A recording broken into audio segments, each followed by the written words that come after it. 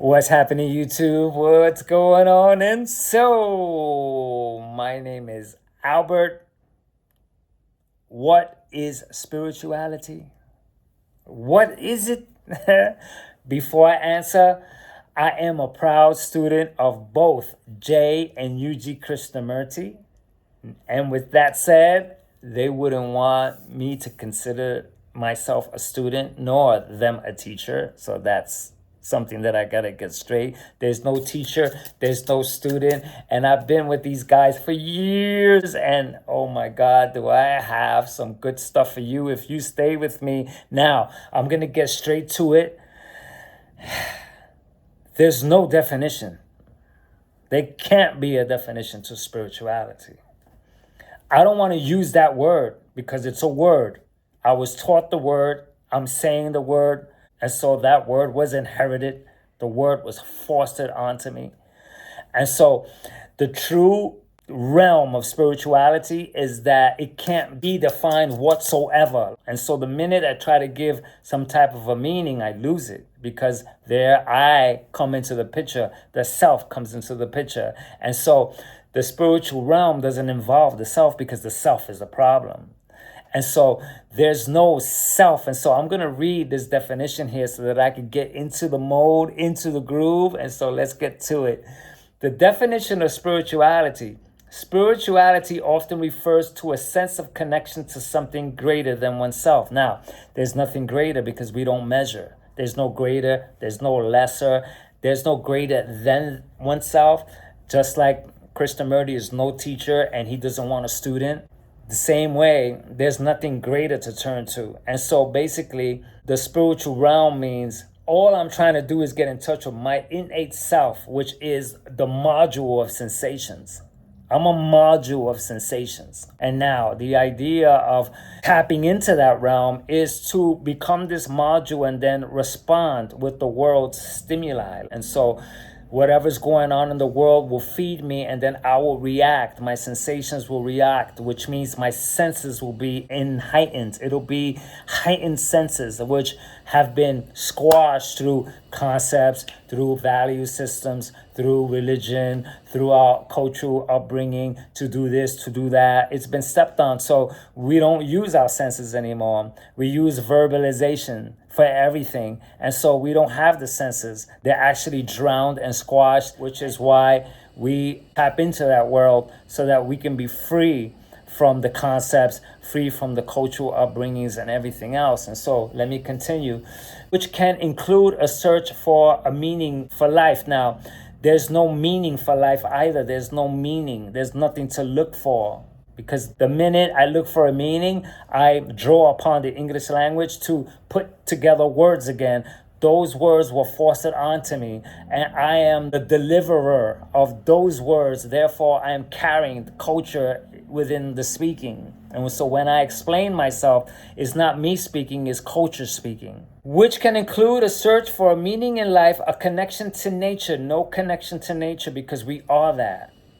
There's no need for a connection. Like this means that the connection could be broken. A connection to nature or a relationship with a higher power. No, there's no higher power. There's nothing greater than us. That greater power is already a divisive measure because I'm looking up to something. And so with the spiritual realm that I learned from Jay and UG Krishnamurti, there's nothing to look up to and there's nothing to look down to. It's basically an even keel. And so now that I know that there's no definition to spirituality, the idea is for me to see that I'm trying to get aligned with making this system operate through its innate intelligence. And so it's going to flow with its own intelligence. And so this means that I have to abandon concepts. I have to abandon belief, because belief means I have to do something. I have to pick one. I have to pick this one or that one. The minute I pick one, then I'm in division with somebody else. Because if I'm this and you're that, we're at odds with each other. Belief does that. And so there's no belief system within the spiritual realm. You don't want to believe in anything, because now if you do believe in something, that means you're turning to something. When you turn to something, you're looking for the direction of something else to guide you. And so there's no direction in the spiritual realm. And so now that there's no direction, there's no truth either, because there's no measuring. Truth means that there's an ultimate deciding factor, the truth. But if you take a look at what's going on with the truth, it's my truth, your truth, the universal truth, God's truth, the real truth. And it just keeps going on, and we're playing with it. Belief, we're playing with that too, because the belief that you are, it comes from your culture. So if you were born in India, the likelihood of you being a Hindu is very sky high, because that's what they are over there. And so that's what you believe. And so if you were born in Japan and your family is Buddhist, then you will be that. In Thailand, Buddhist. In Saudi Arabia, Muslim. And so you will be speaking that language. And so from here, when we see this, I get a clear understanding that I am a product. I'm a product built by my culture, so I am produced. Once I see that I'm molded. I see that I'm molded. I want to get in touch with the self here that's been lost. And so the only way to do that is for me to abandon all the concepts. But when I mean all of them, every single one of them, courage, inspiration, motivation, good days and bad days, the division of right and wrong, night and day, all that stuff is gone. There's no opposites at all. There can't be opposites, because the opposites already contain each other. So the minute I say good, bad is already there. For me to know something is good, then there has to be a bad for me to know that it's good. And so there can't be any opposites going on. And so once that is understood, which I don't want to say the word understood, because there's nothing to understand. In other words, every single word that I'm saying, I take back or I flush down the toilet. And so being with Yuji and Jay Kristnamurti and listening to them year after year after year, day after day after day after day, I have all their pointers, because they're not teachers, but let me call them pointers. I have all their pointers, and I'm able to get more in touch with that self, which I don't want to say that either, but I can actually walk within the current of life without the intrusions of thought, the intrusions of concepts, the intrusions of comparison. There's no way to know, in other words, because there's no knowing in the spiritual realm. The closer you get to anything, once you start dropping concepts and everything, the closer you get to not knowing. And when you don't know, then you're open to the universe, because now you're open to all aspects. You're not closing the door to anything. And there's no division anymore. So you're not saying black or that person or this person, which takes a long time, because I grew up dividing. And so that person is this and that person is that. When I see the person, I know they're not my culture.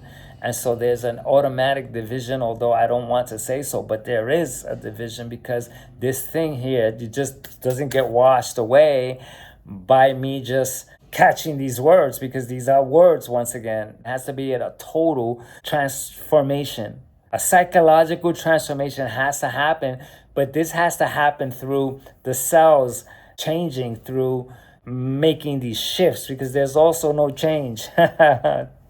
There's no changing to anything, because if I know what I'm going to change to, then it's not change. True change, without wanting to say change, means that when I step into it, I'm shocked, because I didn't foresee it. So I didn't know what I was going to encounter. And then that is a new experience. This runs so deep, because every day is not the same. So every day is a new experience. When you tap into that, going to the same coffee shop every day is not going to the same coffee shop every day. Each cup of coffee is fresh and new. It's different, but I don't want to say different, because there's nothing different, you see? And so here is the freaking problem. The more I speak, the worse it gets, because spirituality does not invite words whatsoever. There's no words that spirituality needs. It can't be described.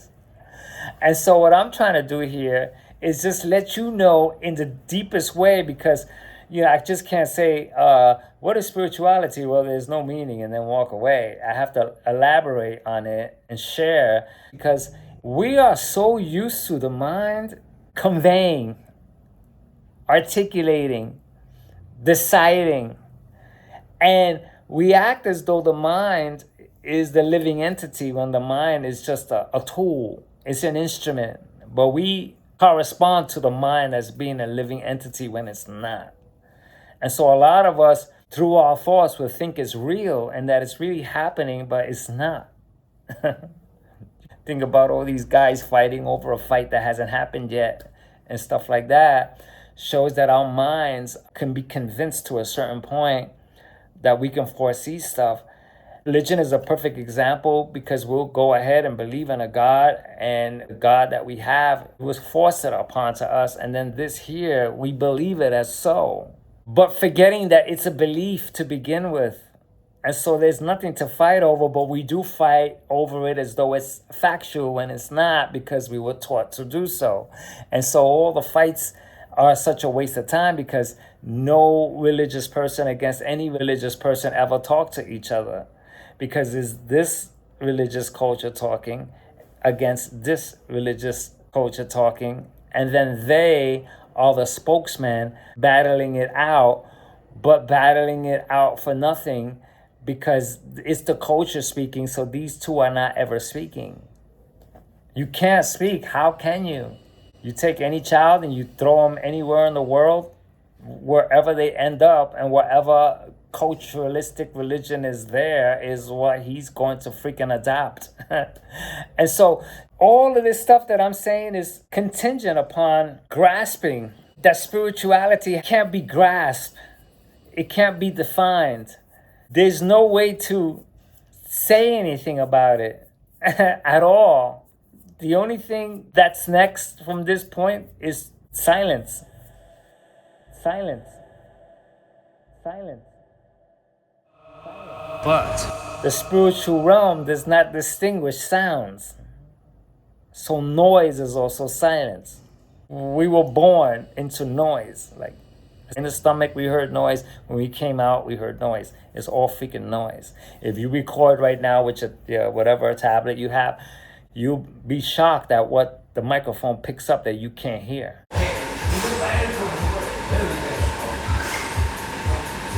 I'm unable to hear all of this. And it's so loud. And so there's noise all the time. There's humming and buzzes everywhere. In fact, if any of us were put into a 100% silent room, we'll go crazy. So there's no silence either. Silence is another thing that has been adopted, and we've tried to be silent within meditation, looking for that silent mode, and the attempt to do that is already going against the silence that's already there. The calmness that's already there. Like we already have it. But our attempts to try to get it, the attempts to get it is the problem. And so when we're in that realm to be, and I don't want to say be, all of those things, silence and quietness and peace, there's no peace.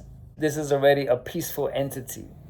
And so this peaceful entity, it disturbs the peace when I start to look for the peace, because I start to look for the peace in areas, in things, in practices, in meditation. And so I'm losing it within my attempts to try to get peace. Because the peaceful being doesn't differentiate. It doesn't go, oh man, I lost my peace. There's nothing to lose, because there's nothing to gain and there's nothing to lose. So if I made a left turn and there's a party, the sensations will follow. And so there'll be this or that. And then when I make a right, then my sensations will correspond with the scenery. When I eat, the sensations, taste, smell, the senses kick in. And so the good thing about tapping into the senses is that when they wake up, then you don't need research. You don't need outside information, because the senses will deter you. Like I had a debate with someone that is seriously deep into research, right? I said, tell me what your research has produced for you. Like all the research you've done. You like to research? Give me an example. And he says, well, I made a decision to not smoke. And I'm like, decision? I couldn't understand him. And I'm like, decision means to either do something or not do something. And we battled there because he was saying that it was still a decision. And I'm saying that's not a decision. For the spiritual realm, that's a decision means that you did something. What he did was read all that stuff and it deterred him through his readings. But those are words once again. What I'm trying to say is that I don't need the research because my senses will deter smoke from me. I do not need to read an article about smoking. My senses will deter me from it. My senses will deter me from alcohol because it's poison. The best way to substantiate every single word is by studying children under the age 5, because under the age 5, they're not contaminated. After the age 5 or 6, they start to collect words and concepts, good and bad, and this is better, and that's blue, and that's green, and then their identification system kicks in.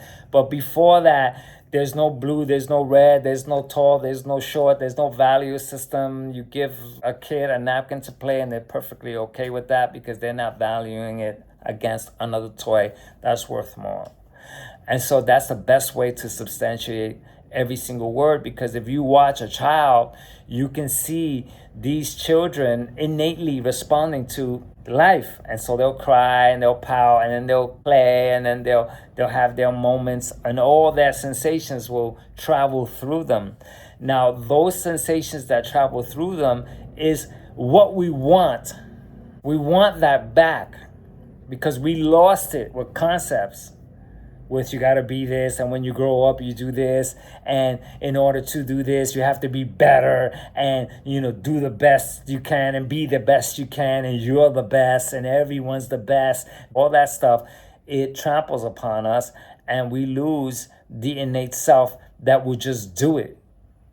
Like you take a 3-year-old and you put that 3-year-old in front of anyone who's climbing something, that 3-year-old would attempt to do it, because there's no comparative measures between that kid and that kid. When the kid tries, the kid will do it to their capability.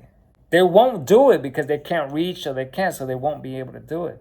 But they'll try it because they are there to do so. And so that's what I want back. And so that's the whole point. This here is a never-ending spiral because the mind is conditioned to step in with questions. And that's another thing. In the spiritual realm, there's no questions. There's no questions and there's no answer to the question, because once there's a question and an answer comes, then another question comes, and then another answer comes, and it keeps going and it keeps going and it keeps going. The other thing is that the spiritual realm knows, thanks to Yuji, that we don't want an answer. We don't want an answer because we keep asking. Any answer that we get 5 years down the line, we're still asking the same thing and getting a similar answer, which means we don't want the answer. And so we're a bundle of memories, man. We're a bundle of second-hand reactions. So everything that I'm saying here and that I'm conveying here, I hate it. I don't want to freaking talk. But this world that we live in is verbal driven. And so I have to talk. This is where I'm going to end here because I don't know how to continue this conversation. Because there's no direction or teaching. There's none of that. The best area of my meditation has been when I realized that words are thoughts. And my thoughts are words. The word car immediately builds a picture. And so that becomes the identification. And so Yuji tells us that when we see a car, don't call it a car. Just look at the object. Try to look at the objects around you without naming it, because that becomes a practice to just see the things around you without defining it, without naming it. And so that you are tapping in and opening up those senses that are so buried. They're dead. Our senses are so dead. It's incredible, man. We don't even know how to eat until we are full. We eat everything on our plate because we're taught to. We eat so much, we're gaining so much weight, and that is significant of how we lost those senses, because we ought to be eating to a certain point. The body tells us it had enough, it knows what to choose, but it can't.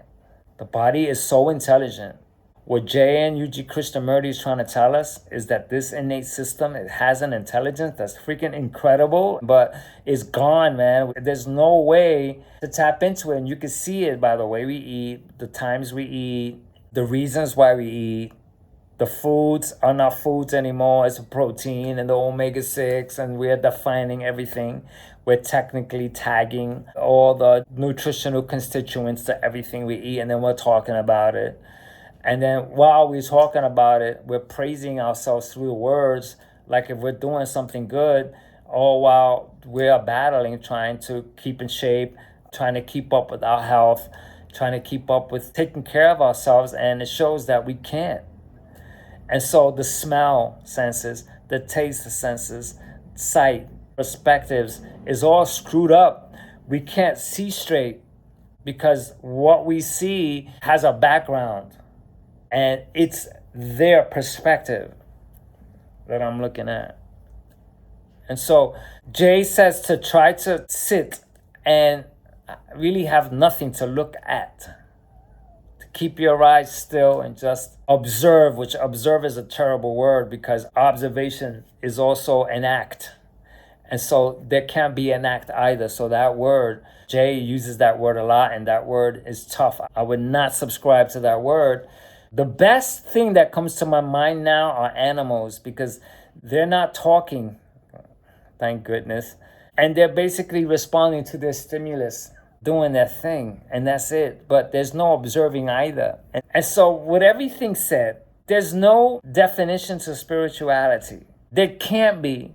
The minute someone says, oh, spirituality is this, you're using the words that you learned, you borrow the words from your culture, and you're making it so that you know. Oh no, spirituality is a connection with this and the higher power. And you lost it right there. When I meditate, I make sure that language does not freaking enter. Language lists. And that's when I fall into the state of meditation, where it's not a state either. So like I said, man, every single freaking word, every single concept, every single idea, all of it, every single ideal, every single to be, every single area, whether it's the past or the now and the future, is not within the spiritual realm either. Because the minute I say the now, it's already the past. But the spirituality doesn't want to say the past either. It doesn't want to say now. It doesn't want to say the future. We have a prospect of the future because we were taught tomorrow. We were taught that today, tomorrow. That's also a division between yesterday, today, and tomorrow. We need today and tomorrow for the outward world, which is our working world. Tomorrow I'm going to meet a friend at a coffee shop. We need that. We need time and out. But inside, there's no factor of time of tomorrow or yesterday if I want that spiritual realm. There's no divisions of baby, child, adult, elderly either, because these divisions were also derived from languages which said baby and partitioned it, and we think they're separate. But if we took out the man-made divisions, we're just one flow. And so the flow that I had, naturally moving and naturally doing stuff and naturally active, that's back. To just share what these practices has produced. Also, I don't argue. Also, the resentment factor out there is at a minimum. I still get them, but at a minimum. And it's under a different plane. Happiness, it doesn't exist. There's a sensation of happiness, but it doesn't require the word. There's a sensation of pain. There's a sensation of frustration. When I get frustrated, I go, shit, damn it. Those are words. But there's no definition behind it. It's just frustration, which is okay to be frustrated. So I'm not trying to be frustrated. I'm not trying to be happy. There's nothing to be happy about. It's dangerous to try to be happy because happy falls under the premise of some type of state that I want to reach.